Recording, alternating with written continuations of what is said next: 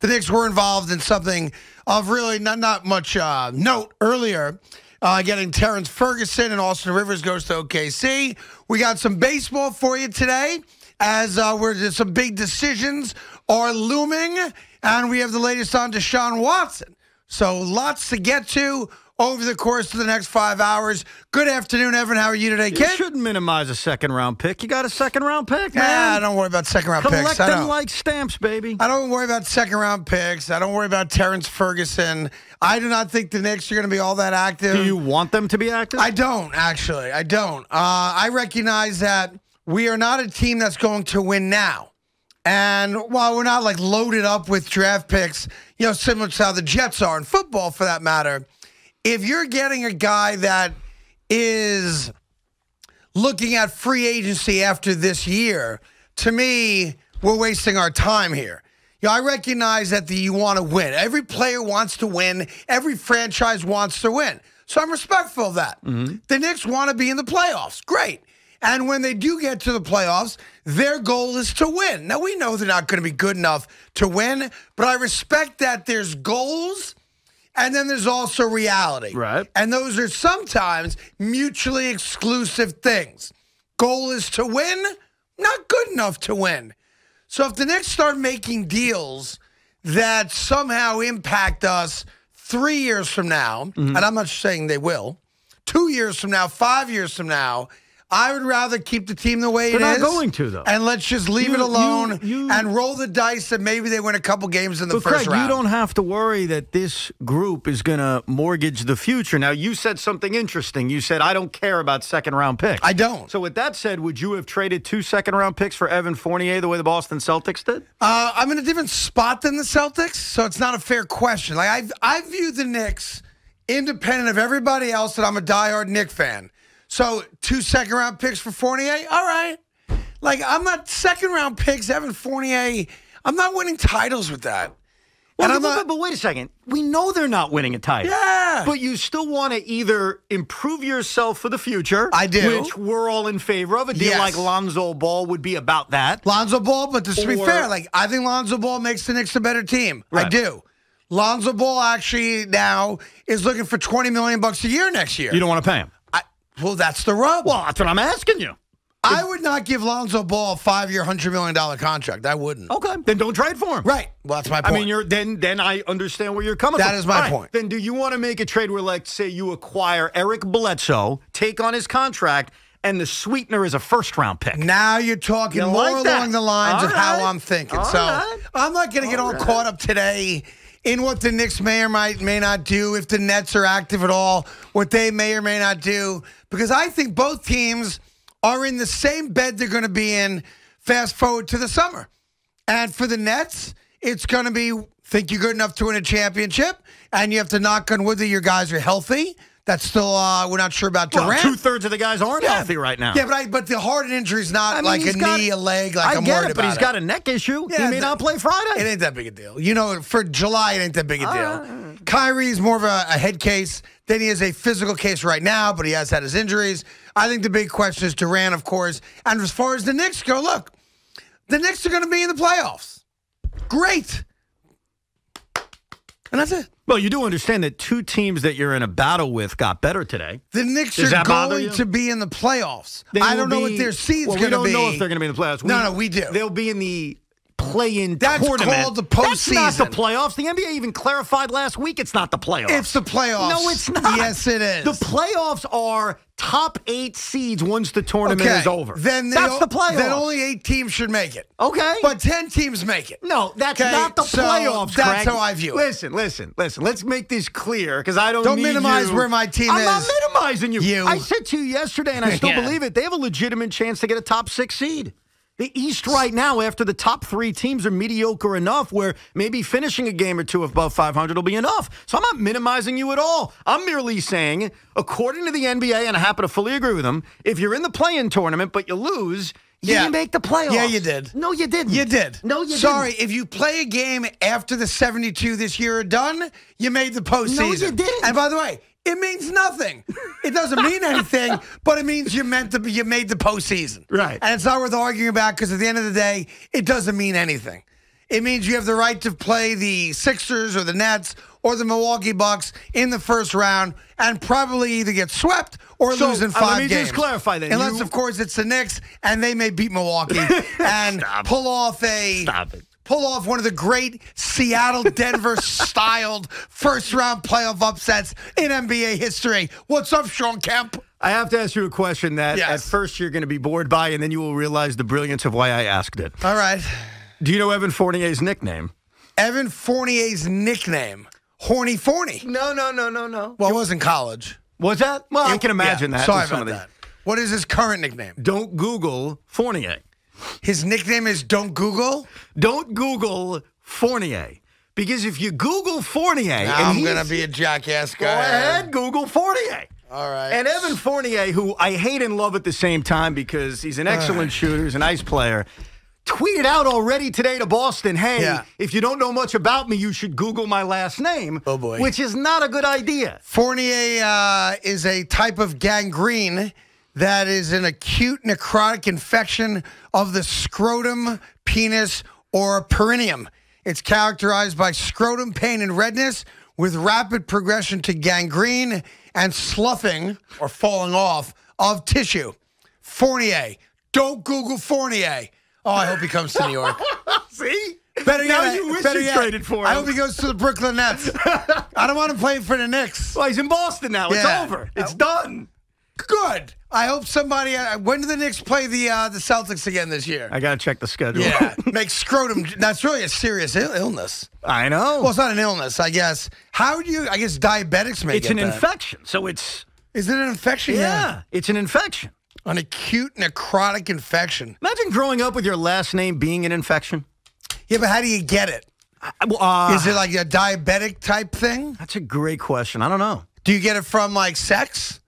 Is it an STD? Is that what you're asking? That's, I guess, well. Is it labeled as an STD? Like you Googled Fournier. You did what Evan Fournier told you. Hey, if you do it, you're going to read something interesting. All right, so sources of Fournier gangrene infections can include urinary tract infections and bladder infections. So you can get a UTI from sleeping with some skank, Hunt Street Market gal, and next thing you know, your penis falls off. Crazy, right? Yeah. So there you go. So you're glad the Knicks didn't trade for him then? What is the female Can females get Fournier's gangrene? Google that now. I am right now. Look at you, see? Who knew Evan Fournier being traded to the Boston Celtics would be so fascinating? Women can get it as well. Yeah, that's right. Well, that's the way to start the show, Evan. Well, I guess we're not getting kielbasa for lunch. All I asked you was, did you know his nickname? I did not. I wanted to share that piece of information with you. I did not know his nickname. Very valuable info about Evan Fournier. Yeah. But I will tell you this. I told you. What'd you tell me? I told you. What'd you tell me? I told you months ago. What? And it applied to the Yankees and it applied to the Mets. And while the Mets are not going to rue the day, the Yankees are going to rue the day. Rue the day of what? That they didn't bring Matt Harvey in. Oh, come on with this, Yep. bro. Matt Harvey has made the Baltimore Orioles opening day roster. And I'm telling you what's going to happen. There's going to be a game this year where my man, Matt Harvey, beats the Yankees 4-2. He's going to throw 6 in the third, 2-run, 6-hit innings. And I'm going to come on the radio going, son of a bitch.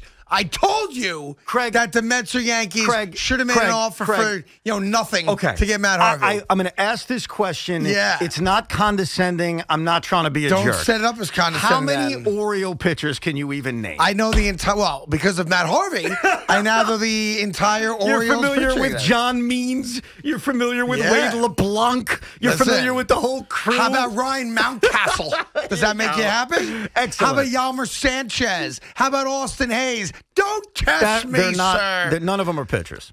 All right, but it was a nice try. Don't test me, sir. That was not. You want to talk about Big Cat? Yalmer Sanchez is a second baseman, but fine. You just said Oriole roster, didn't you? No, I said their rotation. No. Ryan Mountcastle's a left fielder. I mean... I thought you just said roster.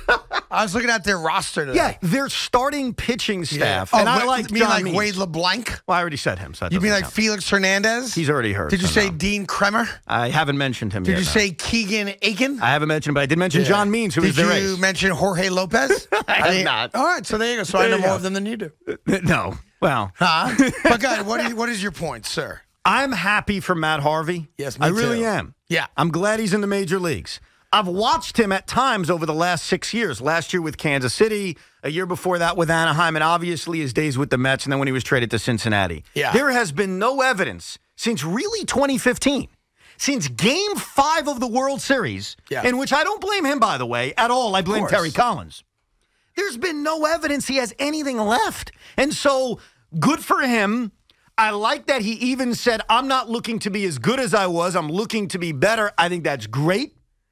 But there is zero evidence that Matt Harvey's any good, and he wouldn't make the Mets or Yankees rotation. He made the Orioles rotation, Craig, and I'm sure you're familiar that there's a little bit of a difference between the depth of the New York Mets, despite injuries in the rotation, to Syndergaard and Carrasco, and the depth of the New York Yankees. Is there? Yes. Okay. Matt Harvey would not be in either rotation. Matt Harvey's going to make a difference. What kind of difference? Because now did you see what Matt Harvey said today? I just said what he said today. What did he say today? I'm not looking to be as good as I used to be. I'm looking to be better. I wanted to make sure we said that twice. Oh, good. Okay. That's exactly right. Try it in the megaphone to make sure we all hear it? I'm just telling you, our guy is back. Our beloved New York Mets superstar is back in baseball, and I'm feeling pretty good about it. You know, today's 1 week away from opening day. Oh, you don't think I know? I don't know if you knew that or not. You don't think I know? But with 1 week to go. I have a calendar in my house in which I check mark every day I get closer to the baseball season. Is that right? You got 7 days to go. Yeah. And baseball is back. Oh. Yankees actually have a couple of decisions they got to make today. Jay Bruce has to make a decision. Jay Bruce is a big deal, of course. Got to give Jay Bruce credit. I mean, it's one of those weird things like, exceeded expectations and limited, spring training. But showed he can hit the ball. Well, here's the thing. Like, I like Jay Bruce, and I think having another lefty bat is nice for the Yankees. Sure. But if it's at the expense of Mike Tauchman, I'll pass. Mike Tauchman, I still believe in and still brings elements that Jay Bruce can't bring. He can steal a base. He's good defensively in the outfield. Both are obviously left-hand hitters. Tauchman has showed he can hit left-hand pitching. So if it comes down roster-wise, and when you look at the Yankee roster, which I may have done a couple of times. You go Mike Tauchman. Now, Bruce, I guess apparently has told the Yankees, this is my speculation because today's his opt-out day. Yeah. The Yankees have 48 hours to either release him or put him on the 40-man roster. Right. Cashman may look to trade Mike Tauchman, not because he's saying Jay Bruce is a better fit, but maybe he feels there's value in Mike Tauchman. Possibly, yeah, possibly. But I agree with you. Like, Jay Bruce, I don't know. Like, I give Jay Bruce credit. He played himself into the conversation, and I don't think it's a significant enough deal it's going to impact the Yankees, for multiple games this year. But it is an interesting decision that does have to be made, and it will be made today. NBA trade deadline is 3 o'clock today, and I guess if you're one of these guys that has an interest in the ongoing saga of Deshaun Watson, merely from the standpoint that the case is fascinating, and then maybe in a secondary level, do you think your team is a potential suitor for Deshaun Watson? He is now at back-to-back good days. And what do I mean by that? No new alleged victims. So it appears, and God knows there's enough out there already. I think it's 16 is the final number, Evan? Yes. It appears that's where we're at, and that's where we're going to stay. So now the goal is, if you're on the Watson side, all right, you got 16 women. Every one of them is named Jane Doe. They do not know the actual name of all the women yet because it has not yet been provided. Yeah, but the Watson people should know based on the descriptions of the activities Some together. Some of them, yeah. And listen, all you got to do now if you're Deshaun Watson, I would think, is go back over your Instagram or your text messages. Do a little forensic search of your phone and now list all the women that you did get massages or alleged massages from. And then you could start kind of picking one off, two off, three off, et cetera, et cetera. Probably stay away from ever getting a massage again via Instagram. You would think that would be a solid life advice. You like that? I think that's a good idea. Life advice. But now's where it gets interesting. Because if you believe that the Tony Busby side has now thrown it all out there, now it's time for the other side to start attacking. Well, and that is offensive to some people because if you do believe that there are legitimate victims here, attacking victims never plays itself well. That's why you're right about something. And you said it a few days ago, and I want to make it clear. I wasn't arguing with you in terms of the strategy. I was arguing that if I believe I'm innocent, if I believe I'm being railroaded, I want to fight. Now, I don't know what Deshaun Watson believes. I don't know what actually happened. But what would behoove Deshaun Watson is to make a deal as soon as possible. Well, I think you said it, and I think you're right. I think the only way to make it all go away is you write a big check to cover all of them. Yes. Even if you know, and this is a weird thing we talk about, innocence and guilt and all that stuff, it's the only way, clean cut, to end all of it. Because remember, not a single one of the alleged victims has gone to the DA or the prosecutor or, whatever whatever official court body you would go to, or a police station claiming any type of criminal behavior. So before that happens, I guess in theory it could happen, if you want to make it all go away, you write a check. Now, I'm not saying he's going to. He's probably paying Rusty Harden a couple $1 million already. Also, if he believes he's innocent and all of this is made up, you don't want to do something like that. So that's the rub. Do you want this to go on for another year and a half and be raked through the coals by all these women, whether you did everything they accused you of or not? Or do you want it to end and then you just live the rest of your life, and some people that you'll never meet and you don't care about view you as a serial blank? I don't know what word you want to use there, and move on. Yeah, but the evidence is there that if you make a deal tomorrow, okay, and nothing ever comes out about you ever again, okay, you're not hooking up with masseuses via Instagram, not a word is said about you again, that in a couple of years, people won't talk about it. They won't attach him to it because we've got evidence, like we've talked about, of other players who have made us all not completely forget, because I haven't forgotten, you haven't forgotten, but the majority of people forgotten about certain things that they did a decade ago. I never thought I would quote Steve Harvey on this show. I just never thought I would, but I'm going to. One of my favorite inspirational speakers is a dude named Inky Johnson. You ever hear of him? No. All right, so Inky Johnson is a guy that used to play Division I college football. And he was either Tennessee, I think he was at Tennessee. Legitimate pro prospect a couple years back. And Inky Johnson is involved in a tackle of a wide receiver, and the tackle goes kind of sideways. And very long story short, he lost his arm. And he had to rebuild his life now, where football was going to be his answer. Right. Now he's got one arm. And now he's got to redefine everything in life. Right. And he's one of the great, I love him, inspirational speakers I've ever heard in America. So I started following guys like him, and I listened to his speech. And then I came across a quote from Steve Harvey yesterday.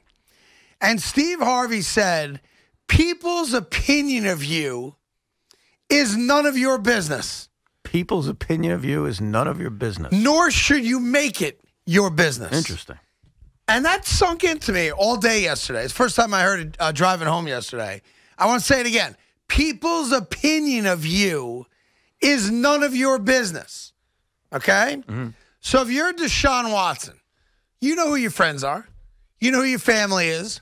You know the people that you wish to include in the next 50 years of your life on this planet, right? So if a random fan of another team or a random person thinks that you're a sexual harasser, thinks that you mistreated all these alleged masseuses and Instagram models, so what? Here's the so what. And here's why I say that.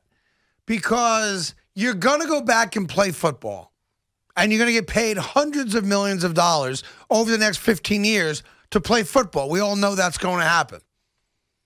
So if you know who your friends are, and those are the only people whose opinion matters of you, write the check, let people say what they want.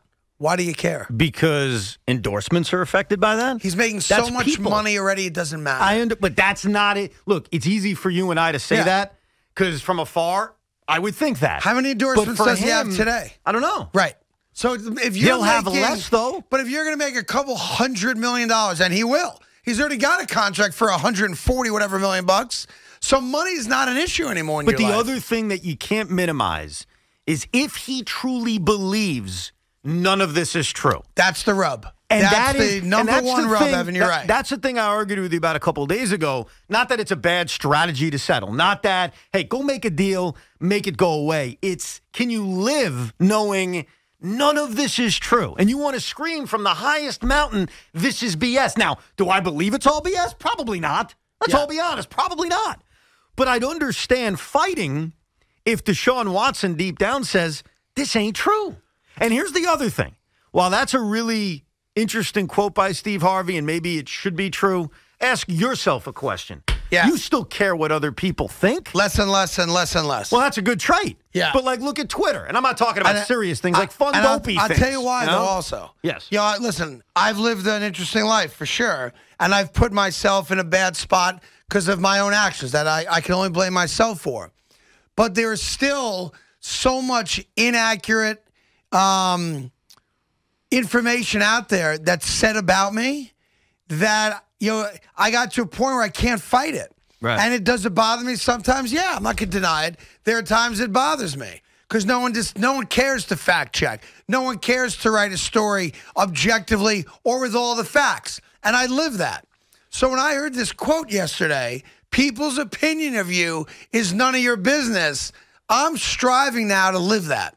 Now, you're right. There are times it does bother me that things are written, and I'm like, they've no idea what they're talking about. It's not even factual, and I can't fight it because, sadly, it's the way it is.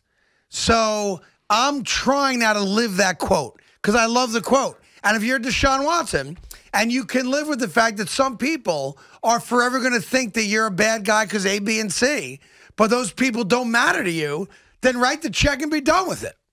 I really feel strongly about that. And I recognize if you think you're innocent, you fight till you're dead. Right. But that doesn't mean you're going to win. Right. So, and even if you fight and do win, there's still going to be people that think negatively about you.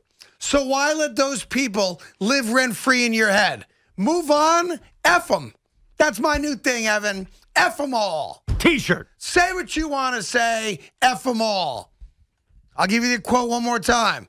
People's opinion of you is none of your business. I love it. It's a new day. 877-337-6666. Also, quick question for you. If you are a Yankee fan who has had season tickets, have you gotten the word yet? Have we announced yet exactly whether or not you have a crack to buy opening day tickets? I've not seen that yet.